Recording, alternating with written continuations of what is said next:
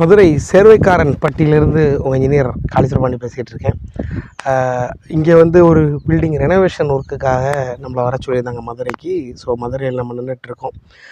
இந்த வீட்டோட உரிமையாளருக்கு முதல்ல என்னுடைய மனமார்ந்த வாழ்த்துக்கள். காரணம் என்ன அப்படின்னா, என்னோடய வீட்டோட உரிமையாளர் வந்து இந்திய இராணுவத்தில் பணியாற்றிட்டுருக்காங்க. ஒரு சிஆர்பிஎஃப் வீரர்.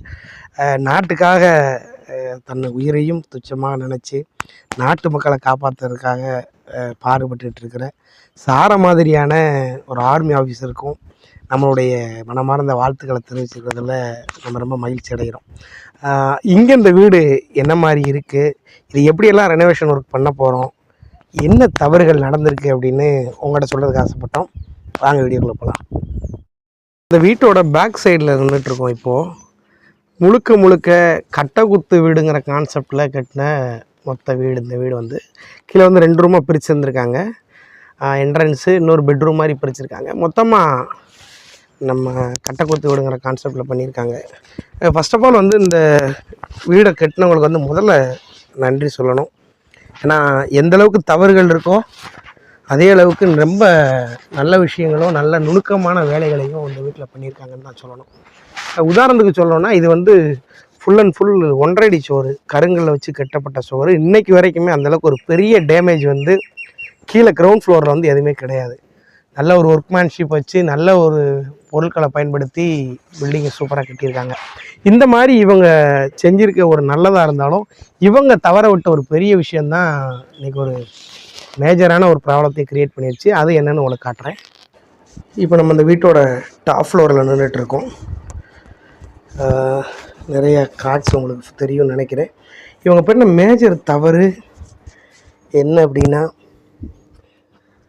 இதை தாங்க எல்லா வீடியோலையும் சொல்லிகிட்ருக்கோம்.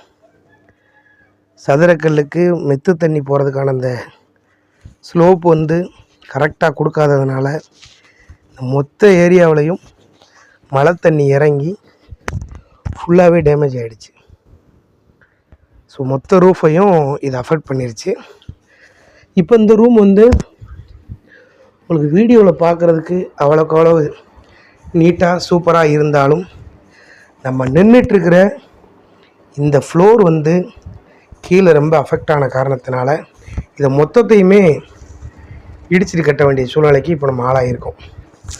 ஸோ இதெல்லாம் தவிர்க்கப்பட வேண்டிய தவறுகள் பில்டிங் கன்ஸ்ட்ரக்ட் பண்ணும்போது பண்ணியிருக்கணும். ஸோ இதனால் என்ன விளைவு ஏற்பட்டிருக்கிறத கீழே வந்து பாருங்கள். கட்டக்குத்து வீட்டில் மெயினாக அந்த நேரம் கவனிக்க வேண்டியது என்ன அப்படின்னா, ஷார்ட்டர் ஸ்பேனில் தான் எப்போயுமே லோடு உட்கார வைப்பாங்க.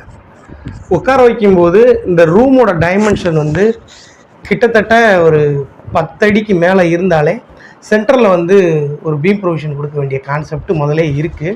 இது ஒரு 30 வருஷத்து பில்டிங்காக இருந்தாலும் அதை ஏதோ ஒரு சின்ன கவனக்குறைவில் பண்ணாமட்டதுக்கான ரீசன்னால் இன்றைக்கி இந்த மொத்த ரூஃபுமே உங்களுக்கு இறங்குற மாதிரியான ஸ்டேஜ் வந்துருச்சு. ஸோ மெயினான ரீசன் இந்த பீம் போடாத ஒரு காரணங்களாலையும் மழை தண்ணி போகிறதுக்கான ஒரு முக்கியமான ஸ்லோப் கரெக்டாக கொடுக்காததுனாலும் இந்த ரூஃப் வந்து மொத்தத்துக்கு அஃபெக்ட் ஆகிருக்குன்னு தான் சொல்லணும்.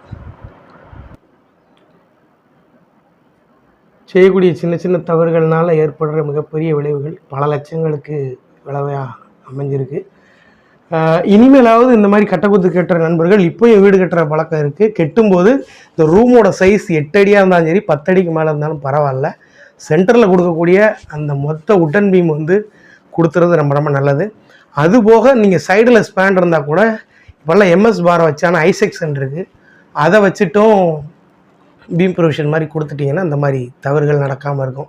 ஏன்னா கீழே பண்ணுற தவறு மேலே இருக்கிறதையும் பாதிக்குங்கிறத எல்லாருமே புரிஞ்சுக்கணும். ஓகே, தவறுகளெல்லாம் திருத்திட்டு இந்த வீடை எப்படி திறன்பட முடிக்க முடியும் அப்படிங்கிறத நம்ம பார்க்கலாம்.